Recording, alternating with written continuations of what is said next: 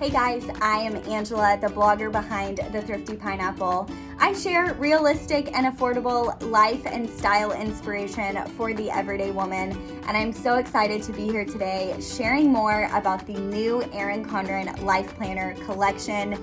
This is the biggest collection we have ever seen. There are triple the amount of accessories, and for the first time ever, we are seeing 3 interior options for the Life Planner.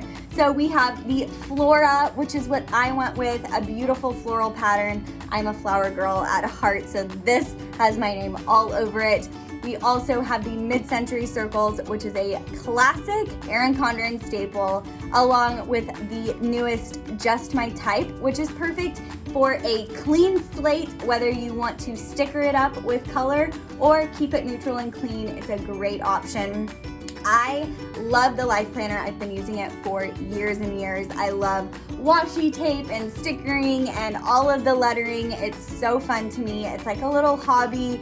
Helps me stay organized when it's more beautiful. So I am a vertical Life Planner girl. I love to split up my day with a work option, a personal option, and then anything I might need for my blog. Vertical is also great if you want to split it up into morning, afternoon, and night.